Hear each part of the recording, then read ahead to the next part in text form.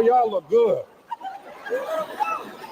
I want you to look at something right now. Think of some major goal you want, or maybe it's one you're already working on and you have experienced a lot of setbacks, a lot of defeats. You've experienced a lot of disappointment. Maybe you've already given up. And maybe you just need a little fire, a little encouragement to get back in the game again. Here's what I want you to look at. There are winners, there are losers, and there are people who have not discovered how to win. And all they need is some coaching. All they need is some help and assistance, just a little support. All they need is some insight or a different strategy, a plan of action to make some adjustments that will open up the key to a whole new future for them, that will give them access to the unlimited power that they have within themselves. That's all that they need. So what I want you to do is think about something you want for you, that's real for you, that's important for you, that will give your life some special meaning and power. And I don't even want you to say, I can do that. I don't want you to assume that.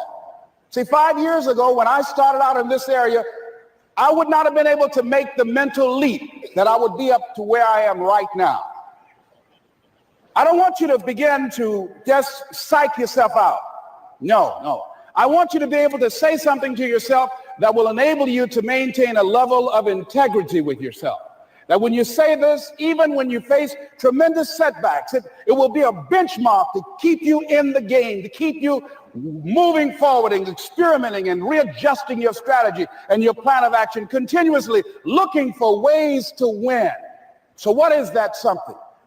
When you got an idea you want to move on, you might not have the money, you might not have the education, you might not have the support or the resources you need. What is that something that can keep us going, that will enable us to act on our dream? What's one of those keys that will begin to help us to discover the secrets to our dream? Here's what I want you to repeat after me, please, with power and conviction. Say, it's possible. It's possible. That's all I want you to do when you look at your dream. Just say to yourself every day, it's possible. Just say that every day to yourself, it's possible. Because what does that do? See, it begins to change your belief system. See, the way in which we operate, ladies and gentlemen, it's a manifestation of what we believe, what's possible for us. Whatever you've done up to this point, all that it really is a duplication, it's a reproduction of what you believe subconsciously that you deserve and what's possible for your life. Most people operate out of their personal history, out of their memory, things they've done, things they've experienced, things they've seen, things that they have observed. What I'm suggesting that you operate out of a larger vision of yourself. I want you to see yourself doing what you want to do, experiencing what you want to experience, having what you want to have, doing what it is that gives your life some meaning and value.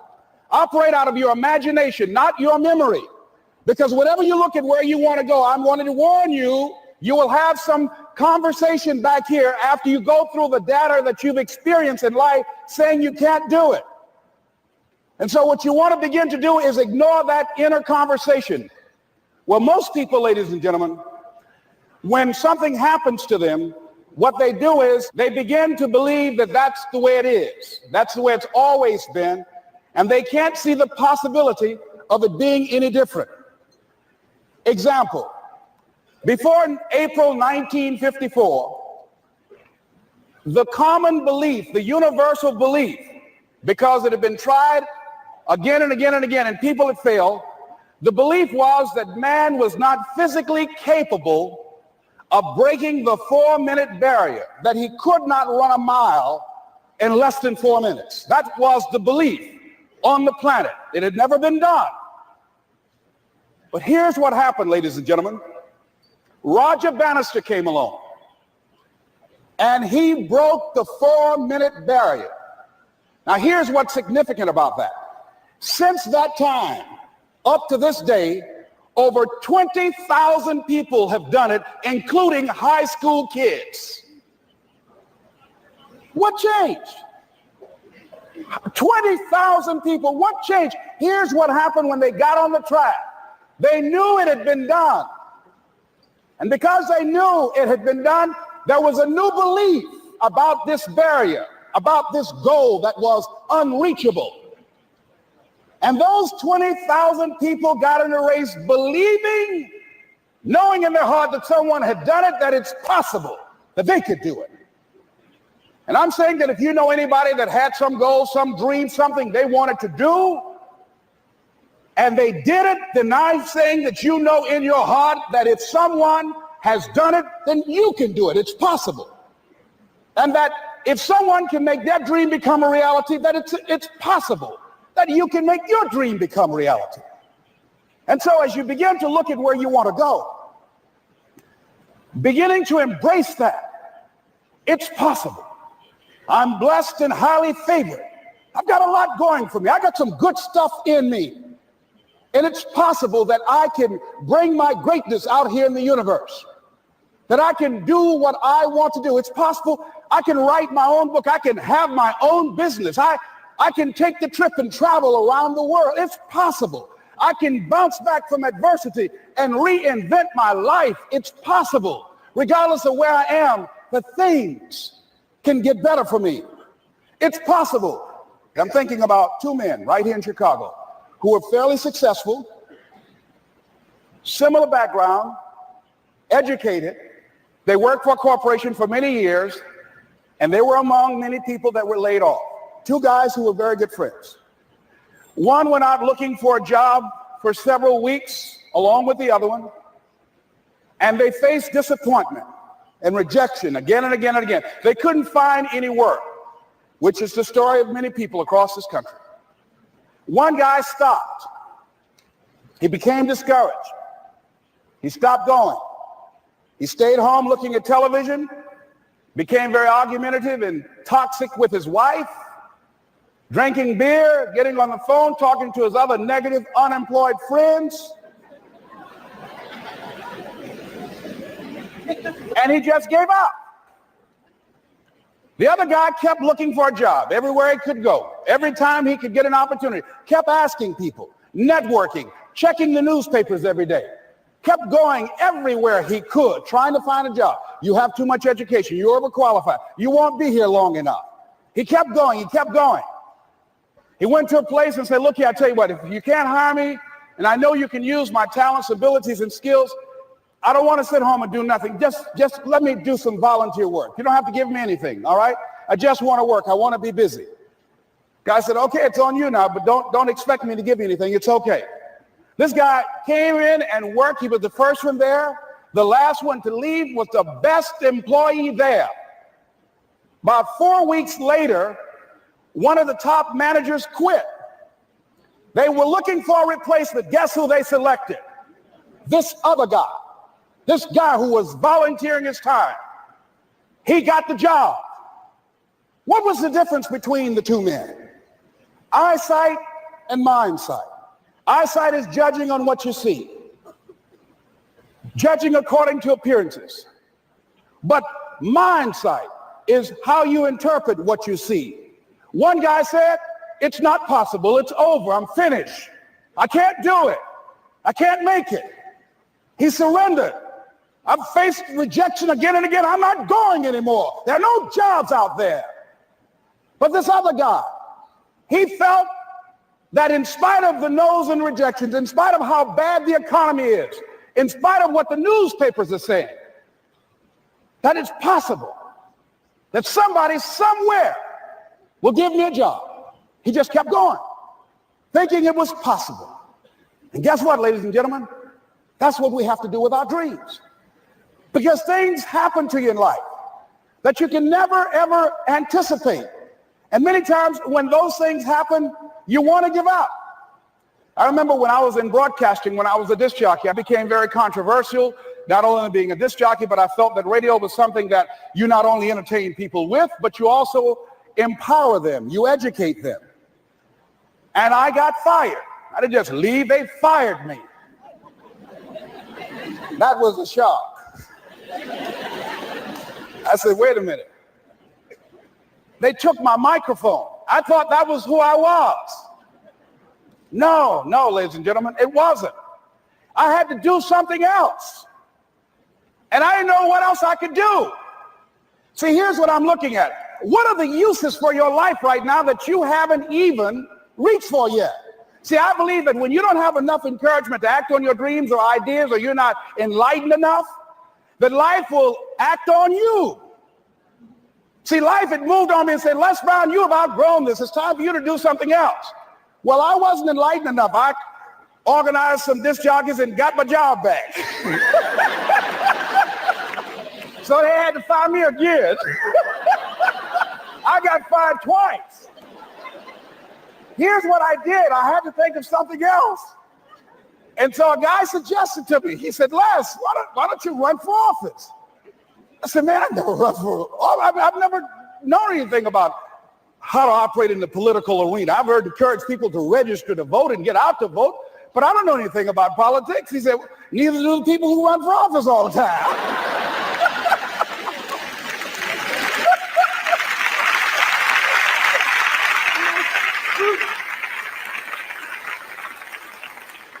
So I ran. Now, here's what I'm suggesting. I ran. You got to do what you can where you are with what you have. I didn't have any money. I didn't know anything about the political process. I didn't even have any support. But here's what the guy told me.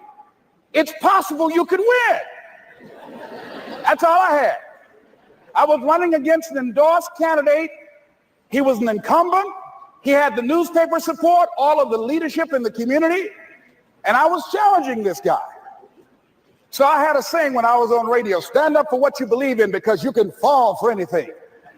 And I would go door to door. I have my kids on one side of the street. I would be on the other, and I'd knock on doors. Hello, my name is Les Brown. Tell everybody I'm still standing.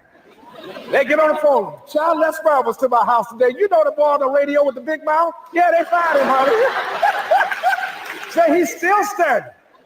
See, I'm saying just keep moving. Don't stop feeling sorry for yourself. Don't spend time blaming and talking about what happened to you. See, whatever you talk about, that's what you multiply and expand in your life experience. So don't talk about stuff unless you want it to keep on happening to you, all right? So I got in that kind of action.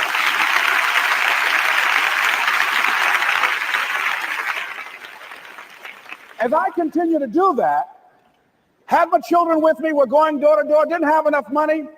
Eventually, we got close to the election and something happened that really surprised me. Guys who I thought were going to either support me or stay out of it, various powerful community leaders, they became involved in it and they endorsed my opponent. I felt devastated. Now, that's going to happen to you when you're working on your dream. Things are going to happen that's going to catch you on the blind side. That was shocking to me. They didn't have to do that. All they had to do was just stay out of it. But here they go, come up in there messing with me. Now that's going to happen. There's some people who believe it's their personal business to stop you from living your dream, all right?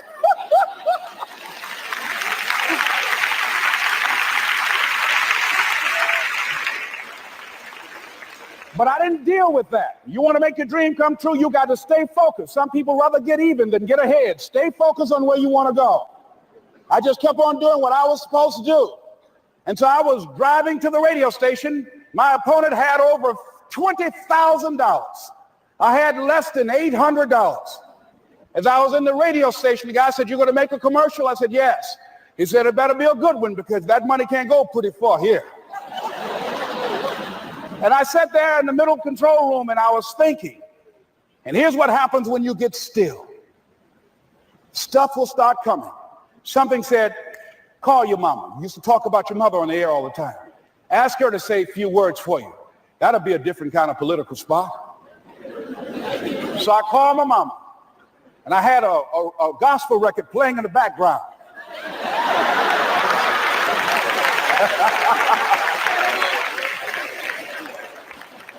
And then I had my mother say, "Hello, this is Mrs. Mamie Brown.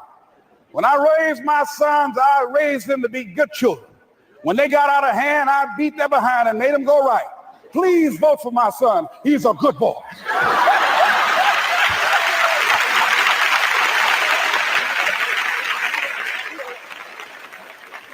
Usually in the state representative race, maybe 3,000 or 4,000 people will come out to vote in a primary.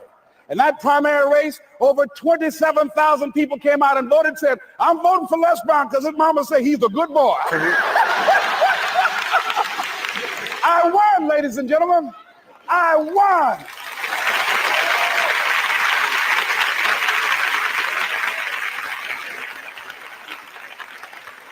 So you've got to be willing to stay focused, to be creative, to be relentless, because things are going to happen to you when you're working on your dream, when you get on track. I remember when I first got involved in speaking, one of the main things that speakers like to do is speak to a certain association that they have over 10,000 of their sales reps that come to this convention. And I was relentless. I kept saying, it's possible. It's possible. See, what I want to let you know and set you up for, because you said it's possible, don't mean that you're not going to have any problems. That Murphy's Law ain't going to come and slap you side the head. Oh, Murphy going to come visit you. He's waiting for some of y'all out in the parking lot. Oh, you say it's possible. Okay, it's possible. Get up. Well, I was working. I kept saying it's possible. They got other speakers on this program. I can be on that program too. I kept selling myself. I got all fired up. And I was calling them every day. And the lady finally said, Mr. Brown, I tell you what, we want you to come in and talk to our sales executives. You got the kind of fire and guts that they want, that will motivate them. And let me tell you something else. We want you to bring your motivational tapes. You're going to need at least $50,000 worth of tapes. I said, is that right? Yes, because they want to keep that drive alive. I said, all right. I called the guy to duplicate my tapes. I said, Don, how you doing? This is Les. Let me tell you, I got a major speaking engagement. I said, man, it's a speaker's dream. I need over $50,000 worth of product. He said, Les, you don't have that kind of credit. I said, I know, but Don, I can sell that. Just right after speaking engagement, I'll give you your money in 4 days. He said, are you sure, Les? I said, yes, but I got a major speaking engagement, and they told me to do it. He said, man, that's a big offer. Let me talk with the lady with you. I said, hold on just a minute, man. Call the lady back. Hello, Evelyn, how you doing? This is Les Brown. I got Don on the phone. What did you say? Do I have the speaking engagement? Yes, you do. And what else you suggest? Les, our people, they buy a lot of tapes. Your tapes are very popular among them. I'm saying bring at least $50,000 worth of tapes, Les. You'll sell everything you got and more. I said, did you hear that, Don? He said, yes. I said, now, if anybody else has to make the decision, are you the final person? She said, I'm the final person. I will send you the contract. I want you. I said, you hear that, Don? He said, yes. I said, oh, ye of little faith. I said, duplicate the tapes, man. Hung the phone up.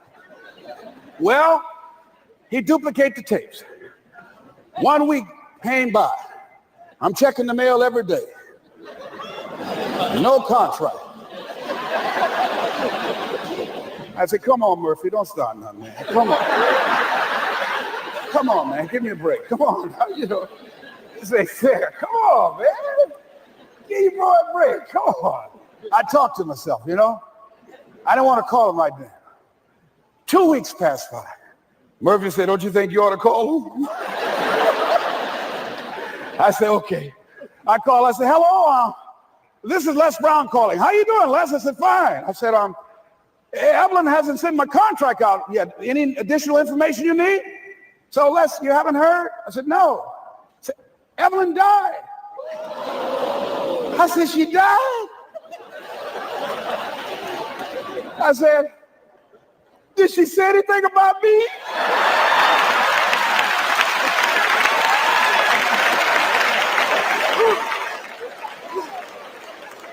When I got home, I was so wiped out. And Murphy was in the house waiting on me. Murphy said, is it possible you want to listen to some of your tapes?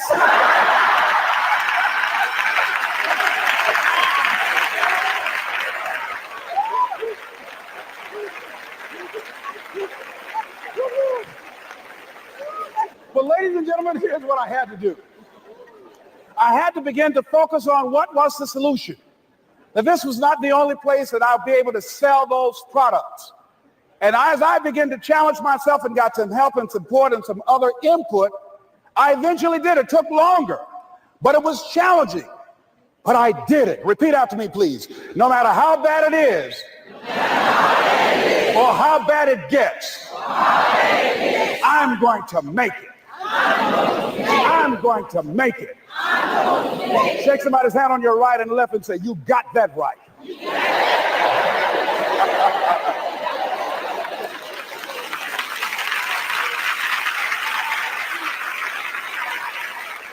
Repeat after me, please. It's possible. I can have my dream. I can get what I want. I must be creative and never give up. Now, let me share something else with you, ladies and gentlemen. When you know within yourself that there's something you want to do, and I believe that all of us were born with a purpose, that all of us have something that we are supposed to do, that all of us have some goodness within us, and that goodness gives us a responsibility to manifest our greatness.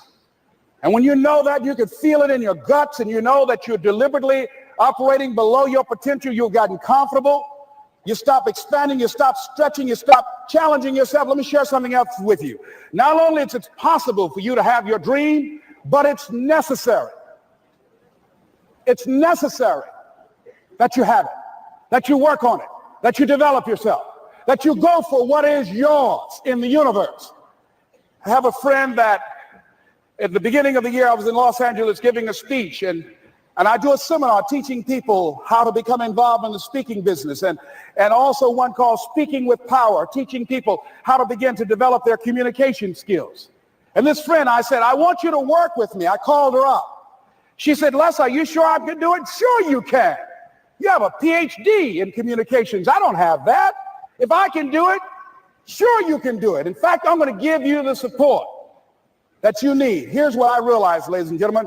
We only have enough energy to take us to a certain level, but it's necessary that we assemble ourselves with other people who share our vision, other people that can see it for us, to give ourselves a home court advantage.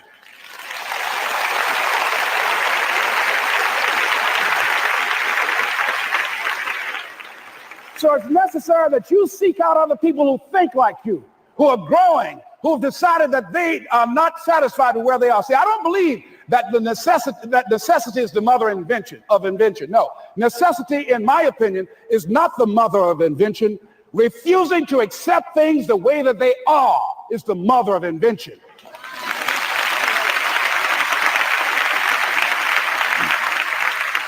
When you decide, I'm not going to settle for this, this is not going to be it for my life, I deserve more than this. See, that will start making you do some stuff. See, a lot of people go to work every day miserable, and all they do is just talk about how miserable they are. But they don't do anything about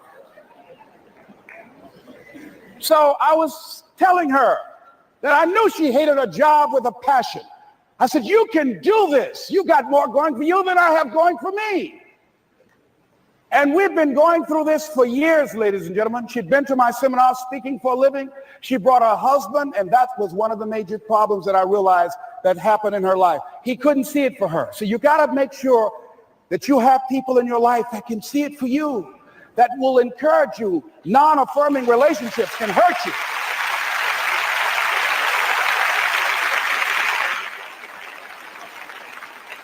And I talked to him. I said, you know, I don't have anything to do with your marriage. He said, you and I are good friends, and she and I are good friends. And I'm not taking sides. I said, but if you can't see it for her, don't tell her that. Just give her some support. What if you're wrong? It's possible, man, that if I'm doing it, she can do it. Well, you're different. How are you going to tell me that? You've seen her speak. She's got great speaking skills. Don't underestimate her. You don't know. You got a great woman here. But you see, people who can't see it for themselves can't see it for you. He was happy.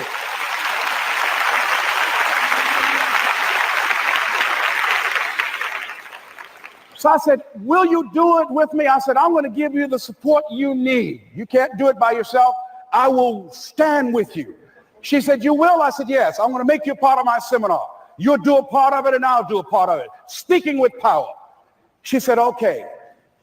3 days later, ladies and gentlemen, I got an emergency call at my office. It was from her husband. He called and said, tell Les Brown that Marion is dead. I said, oh no. When I was flying there to go to the funeral, and I remember the last time that I saw her, and I had some of her papers that I had gotten inadvertently confused with mine, and I took them home. And I was searching through these papers to do one of her works. She was a prolific writer. And what got me, what was so sad that made me begin to cry, was that there were poems that she had started that were profound poems, great thoughts that she didn't complete. Plays that she had started that she didn't complete. See, that poem was given to her. I can't finish that for her, nor can you. That play, whatever the outcome that she had envisioned, that she had imagined, was given to her. Only her. And she's the channel that was going to come through. You are here, and you are the vessel, you are the outlet for the universe. That you've been selected. There's something for you to do. I believe all of us have some purpose for being here. And as I was going to the funeral, and I was reading a newspaper that said that millions of people are dying because of what they're eating, talking about their diet. And I'm sure that it was Marion talking to me, whispering, saying, Les, the next time you speak, say that even more are dying because of what's eating them.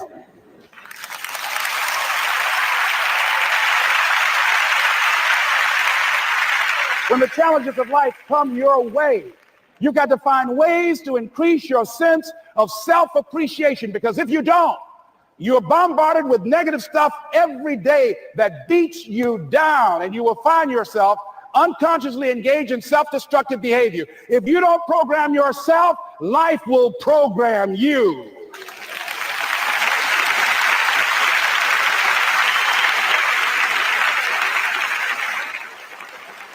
So you want to have an agenda for your life. It's necessary that you have some direction for your life. A friend at the National Speakers Convention gave us a presentation, and it really struck me. He was talking about when he was traveling across Europe, Warren Gresham, and he said at different points, soldiers would wake them up on their journey and ask them the question. And I posed this to you. The question was, where have you been? Why are you here? And where are you going? And that's what I ask you. Where have you been? Where have you been up to this point? You look at your life. You look at what you produce. Is it giving you what you want? Are you living on purpose? Are you living your dream? Are you acting on your ideas? Are you doing all you can do? Have you gotten comfortable? Are you procrastinating? Are you evading your own greatness? Are you surrounding yourself with people that can nourish you? Are you challenging yourself? Are you experimenting? Are you learning something different? Is your life an adventure, or is it boring? Where have you been? Why are you here? What brought you here? Investing the time, the money. What brought you here? And where are you going? What is it that you can get out of this session, out of this lecture?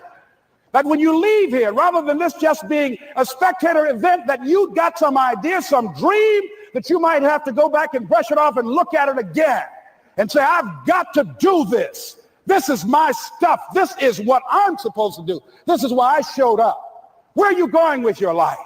What decisions are you making right now as you look into the future? Are you experimenting to find out what other talents and abilities that you have? See, we're in a time right now. The day is gone where you could just go to college and get out and get a job and work 30 or 40 years with job security and retire with a gold watch. The gold watch days are gone. Brand new day, party's over. So now you have got to be multi-talented and multi-skilled. You've got to use all your stuff. You don't know what else you can do. I didn't know I can do what I'm doing right now. It's necessary that you stretch and challenge yourself and say, let me see. I started out as a trainer. I'm a trainer. That's what I am. That's what my expertise was in. And then I decided, let me see, can I speak? And then I discovered, hey, I can do that. What if I hadn't tried to do that and just been satisfied with just being a trainer, with a limited vision of myself? And then after training, and then I said, well, maybe I can go into business for myself. And I started speaking, going into business for myself. Well, maybe I could train other speakers and teach them how to go into business for themselves. See, you want to have a backup plan. You want to have other strategies for yourself. In case this doesn't work out, you got something else going over here. You don't want to ever put yourself in a situation where you have a limited vision and you're only using a limited amount of your talents, of your skills, and of your abilities. And I'm saying to you, it's possible you've got some talents, some ideas in you, your ability to do some stuff that you haven't even discovered yet. And I'm suggesting that it's necessary that you get outside of your comfort zone. It's necessary that you develop some new relationships where you can learn from people. It's necessary that you do reading, that you do research. It's necessary, if you're already involved in some business, that you don't be satisfied with where you are. If you want to make it today, it's necessary for you to constantly look at ways of getting better. Not only is it possible for you to have your dream, and it's necessary for you to challenge yourself to go after it and get better and leverage relationships that can help you get to where you want to go, but it's you. The major key to your reaching your dream, your living up to your greatness, your making your contribution is you. If the economy is good, fantastic. If the banks are loaning money, that's great. If people are positive, that's great. You don't have any opposition, that's great. But the major key to your making things happen in your life is you. When I wanted to get on public television, you know, they told me, you can't do that. So wait a minute, I've seen these other people on. It's possible I can get on. Leo Biscaya, John Bradshaw, it's possible. Excuse me, hold on, time out. Let's be realistic. Come on, be logical. I said, well, wait a minute, why can't I do it? Well, let's look here. Think about guys who have credentials, all kind of credentials. You don't have any college training. They're not going to put you on television. Give me a break. I said, thank you for that. God love you, and I'm trying. And went on about my business. You hear me? Let me tell you something. What people think about you and the possibilities for your dream is none of your business. That's their business.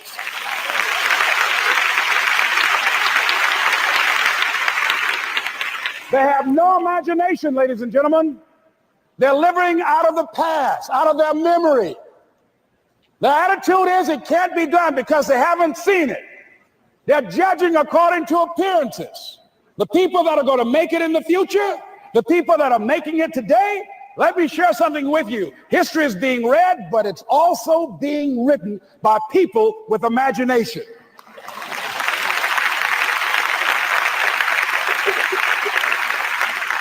So I went to the next mode, necessary to start talking to people and seeking and asking for what I wanted and leveraging relationships and trying to find out how do the people do it that went ahead of me? How do they do it?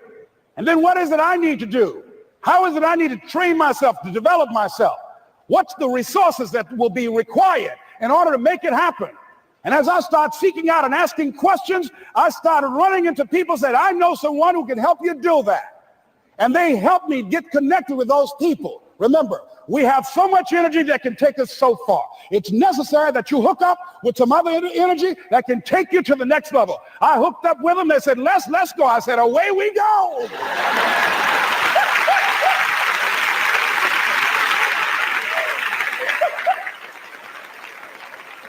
And guess what? Here we are. I love it. You want your stuff? It's necessary you take responsibility for it, that you make it happen, that you don't give up, that you don't take any objection or disappointment or defeats personally, that you keep on keeping on, that you don't decide that I can't make it because you can't see the light at the end of the tunnel, that you realize that's a part of the program. And here's something you've got to resolve. Say this to yourself every day. See, as long as you're breathing, you got a shot at your dream. That's the way I resolve. Say this, please. It's not over until I win. You got that right.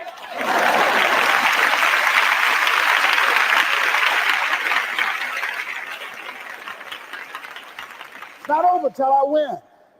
Not over till I get through. It's not over till I get over. Not over till I get what I want. Door can't open today, look out. I'm going to come back and take the hinges off. That's how you got to do that. You've got to have that kind of courage, that type of determination. If you want to make it happen, it's you. That you've got to take personal responsibility to make it happen. That you have got to own what it is that you want to do. If it's taking care of your well-being, if it's making a difference in our school system, if it's working with senior citizens, if it's to protect our ecology, if it's to create an economic renaissance, if it's just to take yourself to another level, it's you. You've got to make that happen. We can point out many things that can make it inconvenient or can slow us down. but ultimately it's on us.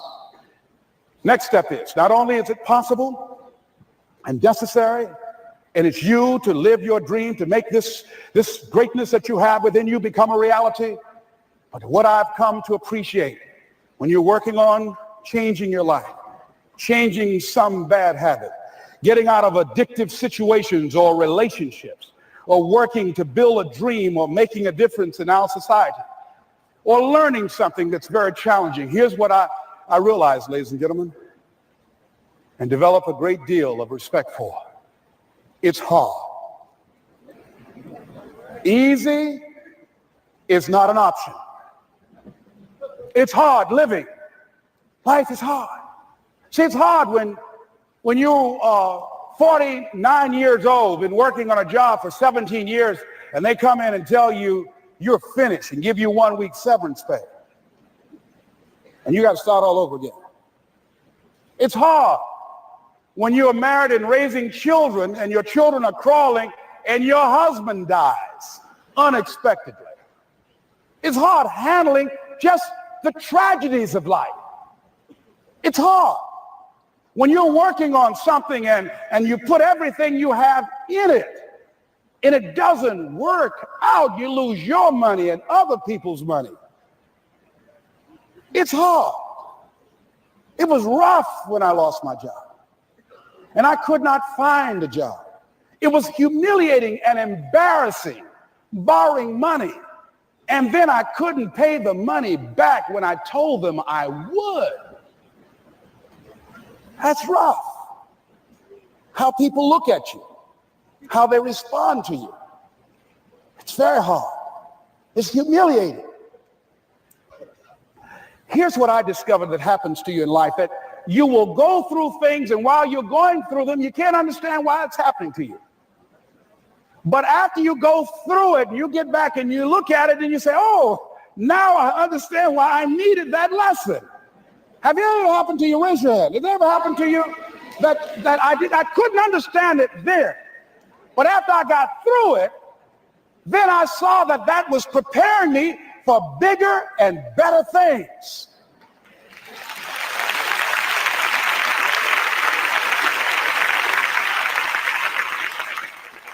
That as you go through the challenges of life and you look at it and embrace whatever comes to you, don't run from it. Step toward it. Don't try and duck it like most people do. See, most people want it easy. See, easy come, easy what? Easy go. See, but when you go at what you're going to deal with and you deal with the difficulties of it, when you handle those hard things close at hand, making those hard decisions right now that you don't want to make, learning those things that you don't like to do, but you know that in order for you to get where you want to go, this is one of the hoops that you have to flip through. And I'm saying to you, whatever you got to do it, because if you don't, life is going to whoop you until you surrender and say, okay, all right. I cooperate. Okay, I learned. Okay.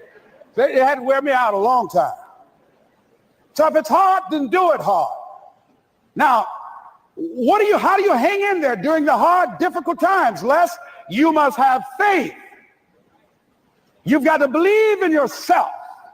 You've got to believe in your abilities. You've got to believe in your service, your company, your ideas, unquestionably.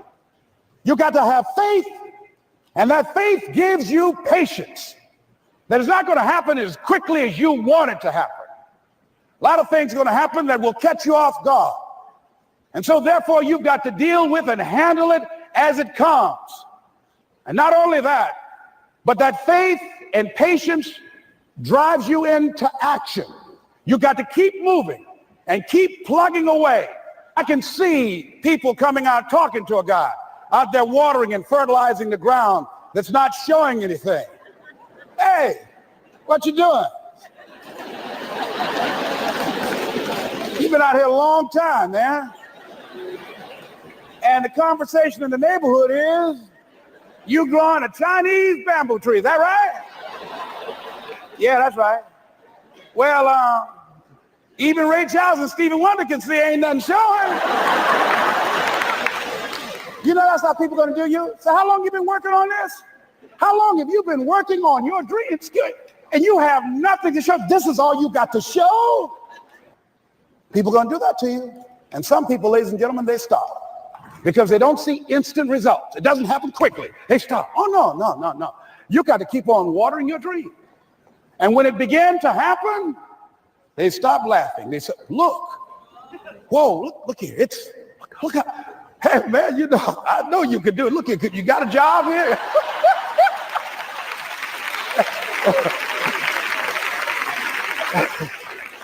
See, during those hard times, we didn't know how you're going to make payroll. During those times when you failed and things didn't work out, they were nowhere to be found. But you know what I discovered? When you're working at your dream, somebody said the harder the battle, the sweeter the victory. Oh, it's sweet to you. It's good to you. Why? See, when it's hard and there's a struggle, see, what you become in the process is more important than the dream. That's far more important. The kind of person you become, the character that you build, the courage that you develop, the faith that you're manifesting. Oh, it's something that you get up in the morning, you look yourself in the mirror, you're a different kind of person. You walk with a different kind of spirit. And people know that you know what life is, that you have embraced life. You know it was hard, but you did it hard.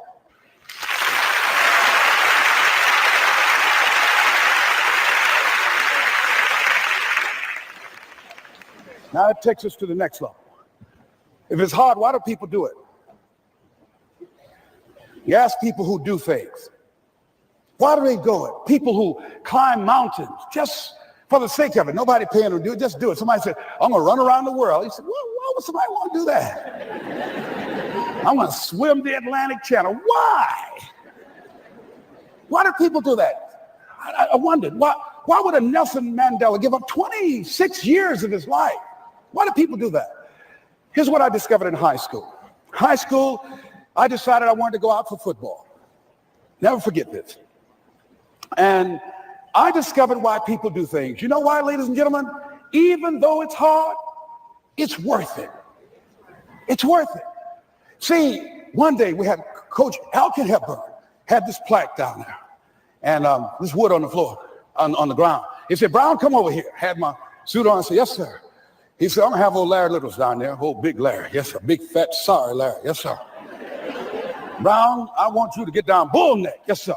He said, I want you to run Larry. I want you to put your helmet right in his pit, right up in his chest, and knock him off that board. You hear me, Brown? You can do that. Yes, sir. Can you do that? Yes, sir. I said, hubba, hubba. I said, hubba, hubba. He said, Brown, I want you to knock him off. You're going to make the team. I know you can get him, all right? Look at him, how sorry he is. Knees knocking and everything. I said, yes, sir. Then he went down to Larry. Larry Littles, who played 12 years for the Miami Dolphins, all pro for 12 years. This is a bad, big dude. 250 pounds, strength, agile, and all muscle. He said, Larry, he said, man, you know Brown down there. He's down there talking about your mom and everything. He talked about how fat and sorry you are and how he's going to knock you off this board. Larry now spitting fire and growling and foaming at the mouth. Now I'm looking at Larry saying, oh, hubba, hubba. He said, look at that fool down there growling. He told me he's going to scare you, that you're going to leave. Are you going to leave? No, coach, I ain't going to leave. Go down there and knock him out the park. Boy, coach got back. He winked at me. Go get him, Brown. I went hard. I ran into Larry with my helmet. Larry said, boom. I don't know where I landed. When they woke me up, I said, can y'all take this helmet off me for a minute? I said, y'all got any more positions out here? They said, like where? I said, don't y'all need an announcer? I said, Brown, where you going? I was crying. They said, man, some girls over there. I said, I don't care, man, I'm hurt. So that fool almost killed me, man. He said, Brown, you quit, man. I said, yeah. I said, what?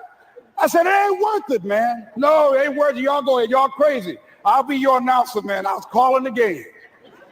I was up there in the booth. Call good games, too, because the pain wasn't worth it to me. And I'm saying to you, you know why people do what they do? The people who go after that stuff, what makes it worth it? It's got to be your passion. You got to love it, ladies and gentlemen.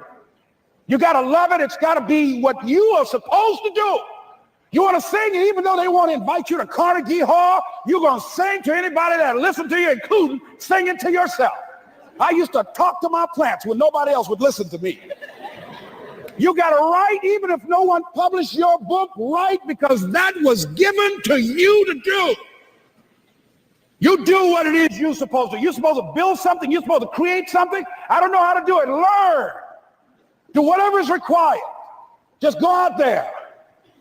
It's possible you can get what you want. It's necessary. If you want it, you got to go into action. You got to be willing to experiment. You got to be willing to fail and to succeed. You got to be willing to form and to develop new relationships. It's you. It's on you. You got to make that happen. Nobody's going to bring it to you on a silver platter and say, here's your dream manifested. No, it's hard. Yes, it's hard. It's difficult. Yes, right. And it's worth it.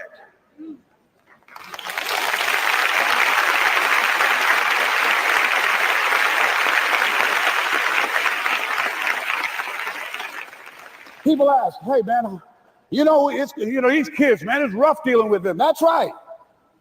That's right. You think peer pressure happened overnight? We went through peer pressure. I remember as a kid, some guys said, hey, Les, me and another fellow named Willie Lower, we were going home. Hey, man, we're going down to Gould's, man, and knock off a grocery store. I said, look here, I don't want no part of that. I'll see y'all later. Say, y'all chicken. I said, that's all right, you say whatever you want. Low stuff. I'm not chicken, man, don't call me chicken. Then why don't you come? We didn't even ask you to come into place, man. All you do is just drive the car, that's all. I don't know how to drive that good. Well, we're trying to get Les to come. He's chicken. Hey, I'm not driving nothing, all right? Willie, don't care about what they say, man. Leave him alone. You want to go do it? You find somebody else to drive, or you drive yourself. Come on, Willie, man. Pull him, he stopped. I ain't chicken. All I got to do is drive? Yeah. I say, Willie, that sounds simple, man. Don't go, man. He went.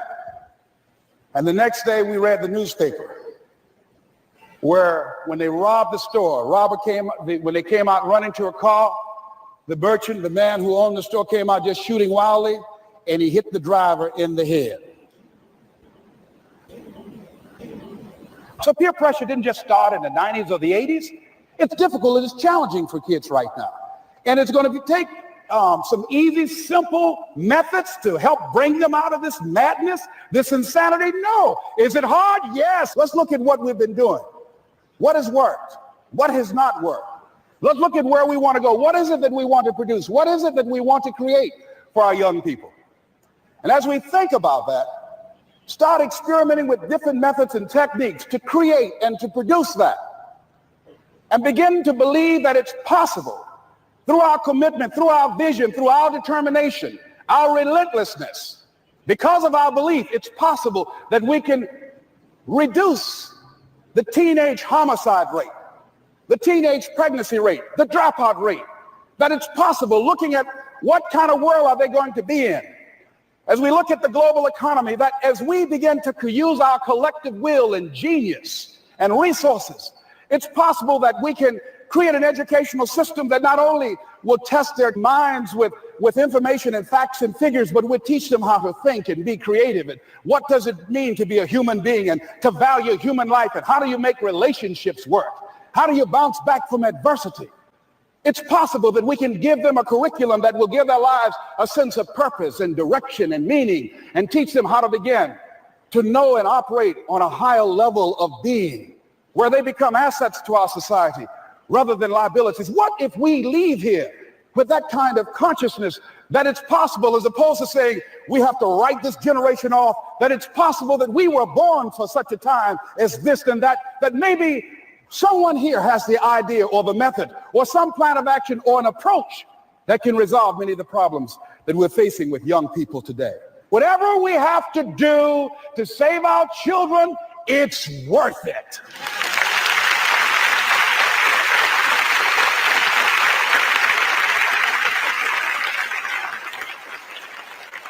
And so that brings me to the final step, that it's necessary for us to begin to look at the future and know that it's possible that we can have our dream. Yes, it is. Other people have done it, then we can do it. We fail a lot of times. Well, a lot of other folks fail, and eventually they came back and they succeeded. So it's possible we can have what we want. And we know that we want to get it. It's necessary that we align ourselves with people that think like we do. It's necessary we get negative, do-nothing people out of our lives. It's necessary we never stop learning and growing and developing ourselves. It's necessary that we never give up. We know that it's you, it's me. It's being responsible for our stuff and deciding that we're going to keep on keeping on, that we're going to find a way to win or find a way to make it happen. And we know it's hard. It's not going to be a picnic. Yes, it's hard. It's hard. And we will do it hard. And once we do it hard and we go through it, we realize it was worth it. And once you discover it was worth it, it is done. It's done.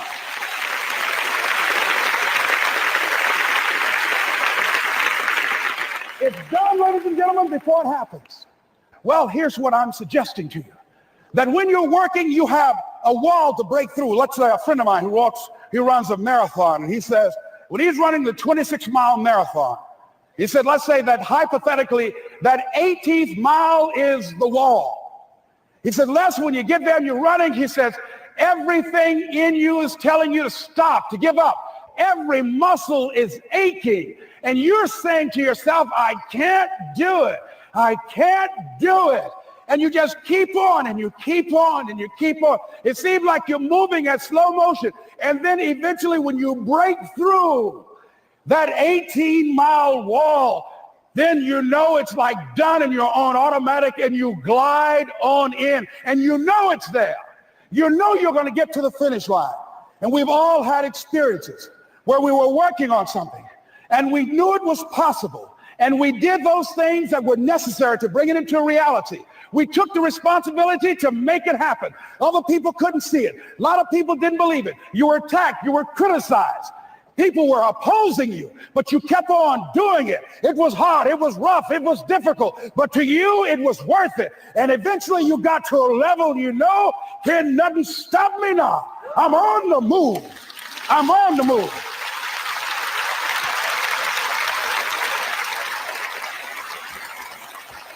Finally, I'm thinking about a friend of mine who is no longer operating on this dimension.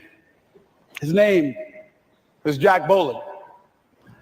He had this vision of a church that would serve various types of needs for people, their supportive needs and helping them in recovery from drugs and alcohol and whatever addictions that they might be involved in. And he was known for bringing in different kinds of speakers.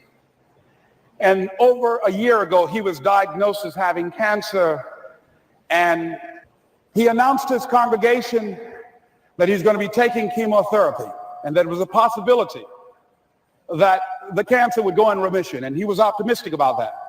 And sure enough, it did for a year.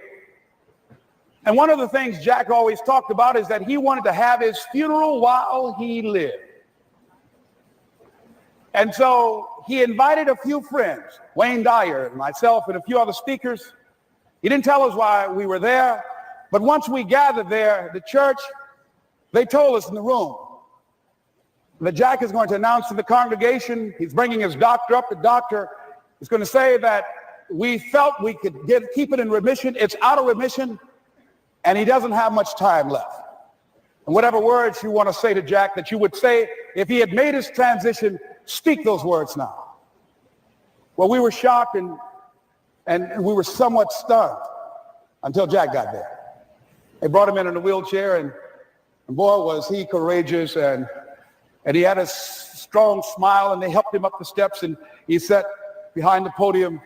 And each of us got up and we said a few things about Jack and the impact that he made on our lives. And he said, the doctor, after announcing that Jack didn't have long, he says, doctor, he said, I accept what you say, but it's possible that does not have to be the case. But if it is, I will enjoy life to the very last breath I take, even the chemotherapy. I will enjoy that. And Jack did, ladies and gentlemen. And when they said that all of his vital organs were failing, they called his family and his close church staff to the hospital and said, he's dying. And so they came and they all gathered in the room. And Jack at that time was unconscious. And he gained consciousness. And he looked at them and he said, with what strength he had, he said, I want to thank you all for being here. You've been a great staff to me. He looked at his sons, his daughter. He said, you've been a great family. He said, don't feel sorry for me. He said, I'm ready to go. I'm looking forward to the next adventure. And he sat there for a little while, laid there, and he closed his eyes, and he lost consciousness. About an hour and a half later, he opened his eyes, and he looked at them. He said, this is embarrassing. I'm not dead yet. They were laughing through their tears. They said, Jack, you are a character. He said, hey, I hate giving up this kind of control. So they predicted that Jack would die at the end of February. And then on the 2nd, they said, he won't see the light of day. He will be dead by morning. Ladies and gentlemen, Jack died on March 4th. And we believe that even in his dying, Jack sent his congregation a message that I want to give to you with his permission. March 4th is the day he died, and we believe Jack was saying, March 4th.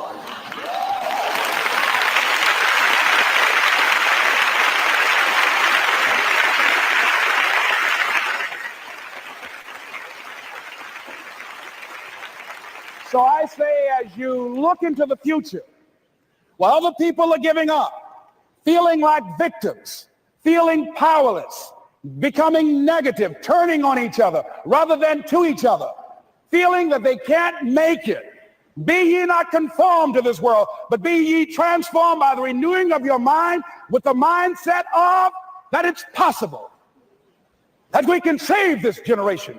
It's possible that we can create new industries, a new economy. It's possible that I can find a new profession, a new job. It's possible I can create a new life.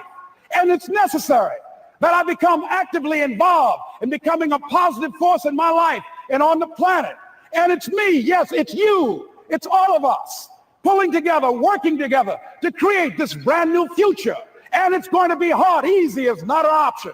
But if it's hard, we will do it hard. Whatever is required to snatch victory from the jaws of defeat. And it's worth it, yes. It's worth whatever we have to do. And once we know that, it is done. It is done. It is done. It is done.